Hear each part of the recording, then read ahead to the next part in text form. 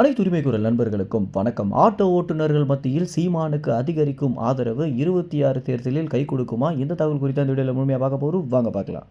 எந்த பக்கம் திரும்பினாலும் எல்லா பக்கத்துலையும் பார்த்தீங்கன்னா பிப்ரவரி 21 அப்படின்ற ஒரு போஸ்டரை நம்மளால் பார்க்க முடியுது. நாம் தமிழர் கட்சியுடைய ஒரு மிகப்பெரிய பொதுக்கூட்டமாக தான் இந்த ஒரு விஷயம் இருக்க போகுது அப்படின்றதுல எந்தவித மாற்று கருத்துமே இல்லை அப்படின்னு சொல்ற அளவுக்கு நாம் தமிழர் கட்சியின் தலைமை ஒருங்கிணைப்பாளரான சீமான் அவர்களும் நாம் தமிழர் கட்சியுடைய தொண்டர்களும் பார்த்தீங்கன்னா பயங்கரமாக பாடுபட்டு வந்துட்டு இருக்காங்க அப்படின்னு சொல்லலாம். நாம் தமிழர் கட்சிக்கு இருக்கக்கூடிய முழு பலத்தையுமே இந்த ஒரு மாநாட்டில் காட்டியே தீரணும் அப்படின்னு சீமான் அவர்கள் கங்கணம் கட்டிட்டு வந்துட்டு இருக்காரு அப்படின்றத நமக்கு கிடைத்திருக்கக்கூடிய தகவலாக இருக்கு.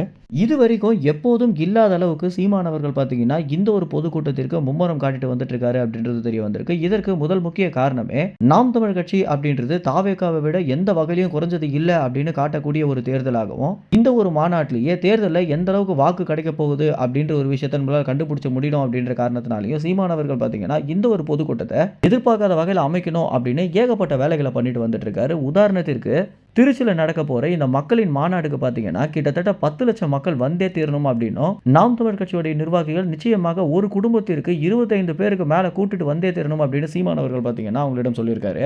இதனால தான் அடுத்தடுத்த எல்லா கலந்தாய்வு கூட்டத்திலையுமே சீமான் அவர்கள் யூடியூப் சேனல்களையும் தொலைபேசியும் அனுமதிக்காம கலந்தாய்வு கூட்டம் அப்படின்றது நம்மளுக்குள்ள பேசிக்கக்கூடிய விஷயமாக இருக்கணும், இந்த விஷயம் வெளியே போயிடக்கூடாது அப்படின்னு ரொம்பவே பிரைவேட்டாக இந்த ஒரு கலந்தாய்வு கூட்டத்தை நடத்தியிருந்தாரு.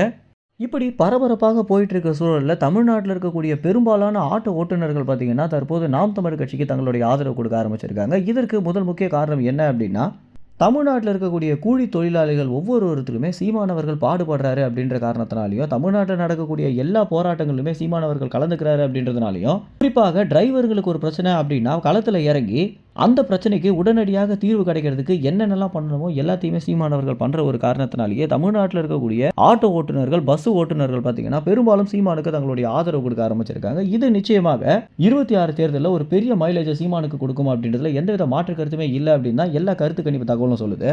மேலும் இந்த தகவல் குறித்து நீங்கள் என்ன நினைக்கிறீங்க அப்படின்ற உங்களுடைய கருத்துக்களை கமெண்ட்ஸில் தெரிவிங்க. நன்றி, வணக்கம்.